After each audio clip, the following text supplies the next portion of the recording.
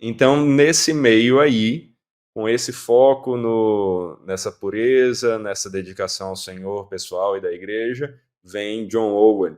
E John Owen, até onde eu sei pelo que eu conheço da história aí, ele é chamado de o príncipe dos puritanos, é isso mesmo? Fala um pouco mais pra gente sobre quem foi John Owen, sua importância e essa sua relação direta com o puritanismo. Então, Saul, hoje as pessoas lembram de John Owen por causa de um livro, que eu vou mencionar ele durante nossa conversa aqui, que é A Morte da Morte, Sim. A Morte de Cristo. Algumas vezes... Você tem ele aí, não tem? Tenho. Eu vou mostrar, tá aqui, ó, mas depois a gente volta a Olha aí. ele aí. Opa! Aí, ó, esse livro, só para já avisar pro pessoal, esse livro é um clássico, o Frank vai falar mais, e a gente já tem conversa sobre ele aqui na Vida Nova, certo? Tanto no YouTube quanto nas plataformas podcast. Então, você quer saber mais também, depois desse podcast, dá uma olhada. Talvez uma das obras mais importantes de soteriologia já escritas, né? Tratando da expiação de Cristo, mas a gente fala sobre ela daqui a pouco. E um dos melhores títulos também, viu? Esse Com título certeza, eu acho fantástico. o título é espetacular. Mas assim, John Owen, apesar de ser praticamente lembrado só por essa obra, ele talvez seja o mais influente teólogo e escritor puritano na Inglaterra. Eu arriscaria dizer, Saul, talvez John Owen seja o maior teólogo britânico que já surgiu. Né? Mas, ainda assim, a gente pode, tentando fugir da hipérbole, dizer que Owen é um dos maiores teólogos da tradição reformada. Para ter uma ideia, por exemplo, a Banner of Truth, que é a editora que marca aí a ressurgência da literatura reformada, puritana, né, sobretudo no século XX, né, publicando facsímiles das obras puritanas, publicou, deixa eu pensar aqui, 24 obras, volumes, melhor dizendo, grossos, coluna dupla, com todas as obras de John Owen. Aliás, todas não, quase todas. Daqui a pouco eu falo sobre uma, né, específico. E é impressionante, eu tenho vários amigos que têm a coleção completa, é quase uma parede inteira. São livros de capa branca com frisos verdes, né? Então você vê aquele negócio assim, John Owen, Owen, e o símbolozinho ali do pregador da Banner of Truth. Ele escreveu muito em termos de volume. E esses tratados que ele escreveu, sermões, são estudados até hoje. Né? Eu falei que quase todos os livros foram publicados pela Banner, mas um não foi, que é a Teologia Bíblica.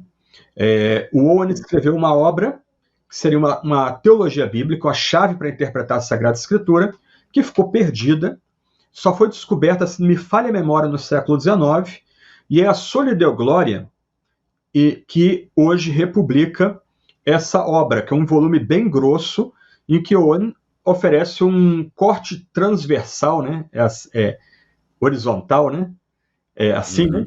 A toda a Sagrada Escritura, abordando a Sagrada Escritura de Gênesis até Apocalipse e tentando entender a estrutura da Escritura nos seus próprios termos, né? Em termos históricos, redentivos, né? Pactualistas. Né? Legal. Então, assim, o volume de obras que Owen legou é muito impressionante. Só de Hebreus, desses volumes que eu mencionei, são 7 volumes de Hebreus. Então, então eu já ouvi falar bastante justamente sobre as obras dele de Hebreus também, né? Eu acho que quando você vai para essa tradição aí do movimento Batista Reformado, por mais que Owen não fosse Batista Reformado, isso, né? Isso. Mas essas obras dele de Hebreus são muito usadas como para teologia bíblica do Batista Reformado também, né? Exatamente, por causa da questão pactual dele, porque ele via alguns elementos de descontinuidade entre os pactos, contra a teologia presbiteriana padrão, que enfatizava muito mais a continuidade entre os pactos do que a descontinuidade. O fato é que Owen é lido até hoje, ele é estudado até hoje. A obra que a gente vai comentar do Truman é uma obra que marcou a época, quando foi lançada pela primeira vez.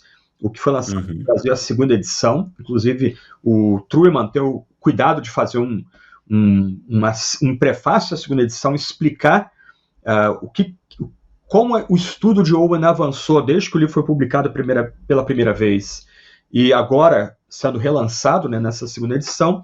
O fato é, quem foi John Owen? Em linhas gerais, alguns pontos aqui. Ele nasceu no ano de 1616, numa cidade chamada Stadhampton, em Oxfordshire, na Inglaterra.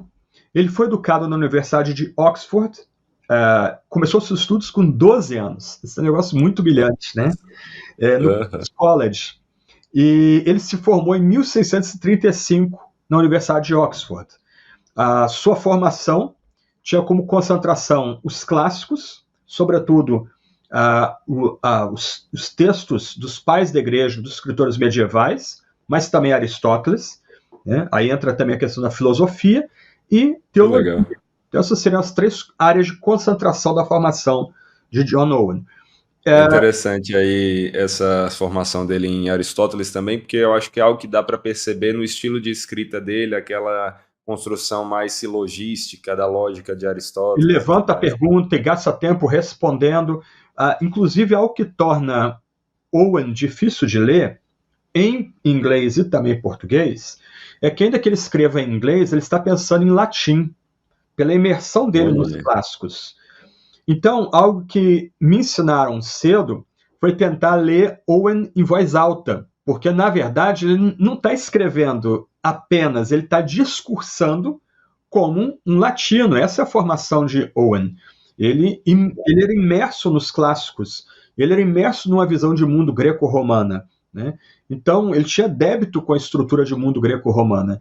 Então, Owen foi um teólogo, eu diria, acadêmico, sobretudo, ele era pregador, era pastor de igreja local, mas o foco dele era acadêmico, era um mestre entre mestres, que abundava no movimento puritano, com uma visão bem peculiar da escrita, né? Então, a forma de Owen escrever é discursiva. Então, ele levanta a objeção, como Tomás de Aquino, por exemplo, como os escolásticos da Idade Média, levanta várias possibilidades de resposta, elimina respostas negativas ou pouco convincentes e valida e amplia a resposta convincente ao desafio posto, né? Então, esse é um tipo de escrita que a gente não está muito acostumado no século XXI, né? Era de TikTok, de recortes rápidos, de React, né? A gente não está muito acostumado a acompanhar esse tipo de debate, né? Então, isso torna Owen um pouco mais densa a leitura dele, mais do que outros teólogos puritanos do período e do pós-puritanismo, né? É interessante, né, que hoje em dia, como você falou, o que o pessoal quer é só jogar as próprias ideias ali, sem muita preocupação com outros argumentos ou objeções que possam ser levantados, porque eu falo a minha verdade, você tem a sua, aquela coisa do relativismo, né? Sim, mas Owen não está preocupado com a verdade, com mostrar ali onde há erros, onde há acertos, refutar objeções, isso é muito interessante. Um ponto curioso aqui é quanto à conversão dele, mesmo ele tendo nascido num ambiente cristão, e tendo sido batizado da Igreja da Inglaterra, ele lutou com dúvidas espirituais e incertezas também. Ele provou uma conversão em meados da década de 1640, e essa conversão do coração, essa transformação do coração, moldou profundamente sua vida e ministério. Ele começou a pregar e se tornou pastor de uma igreja em Fordham, Essex, e depois em Coggeshall. Então, o interessante aqui é que ele já era formado em teologia, já tinha suas graduações e pós-graduações em teologia, e ele se converte depois de formado, né? Que interessante, né? Mas isso era típico, né? E é talvez uma questão crítica da questão do batismo infantil, porque o batismo infantil não enfatiza essa ruptura com a velha vida, com a experiência de ruptura com a velha vida, né? Já pressupõe que o pequenininho nasce no ambiente de fé, no ambiente onde o Espírito Santo opera, e não se espera uma ruptura muito dramática na vida posterior, né? E isso talvez tenha alguma influência sobre algumas mudanças que vão ocorrer na teologia de Owen, porque ele vai começar a sua carreira como um anglicano de tendências presbiterianas e vai terminar a sua carreira como um congregacional, tá? Apesar de Truman levantar um debate aqui em algum momento de que possivelmente no final da vida de Owen ele tenha retornado para algumas questões teológicas presbiterianas. Mas o Truman mesmo, até onde eu vi aqui, ele não desenvolve esse ponto. Para todos os efeitos, o Owen morre como congregacional, como membro da igreja ou da tradição congregacional. Tá? Durante a Guerra Civil Inglesa, quando o parlamento puritano entra em conflito com o rei, que era anglicano, Owen vai apoiar o parlamento contra o Carlos I, que era o rei anglicano, que queria eliminar os puritanos, e a pregação de Owen vai atrair a atenção do Oliver Cromwell, que era o principal general do parlamento, e vai se tornar o Lorde Protetor da Inglaterra quando Carlos I é executado por alta traição. Com isso, Owen vai servir como capelão militar nas campanhas na Escócia e na Irlanda, e vai ser vice-chanceler da Universidade de Oxford, um cargo muito prestigioso. Isso em 1651, quando o puritanismo estava no auge na Inglaterra.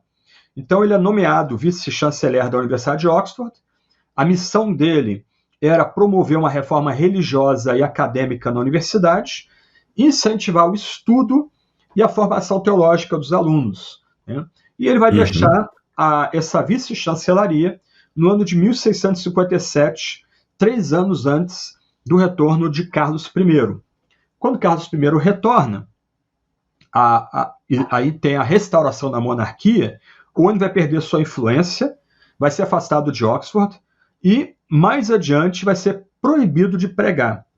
Foi oferecido a ele permanecer na Igreja da Inglaterra, na Igreja Anglicana, mas ele preferiu não abrir mão das suas convicções eclesiológicas, ou seja, ele se via como um congregacional, e com isso ele passou a sofrer restrições religiosas, né? Dificuldade de publicar suas obras, proibições de pregar, e aí o que ele vai fazer é dedicar a um ministério privado e a escrita. Né? Isso já basicamente é o final da vida dele.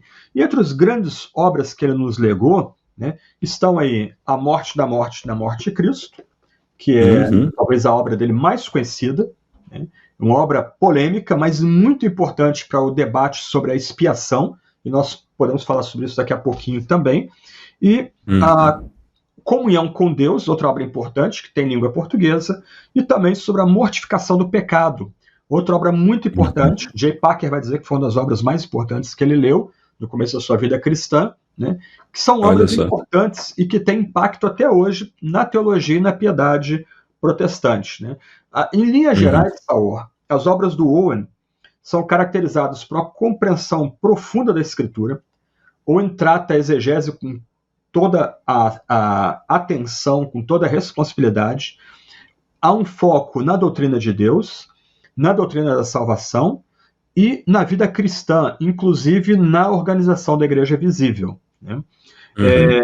Owen liderou algumas igrejas independentes ou congregacionais, já no final da vida dele, e ele faleceu em 1683 em Ealing, perto de Londres. Tá? Então, em linhas gerais, esse é um recorte aí bem breve da vida de John Owen, né? E os pontos talvez principais da vida dele também.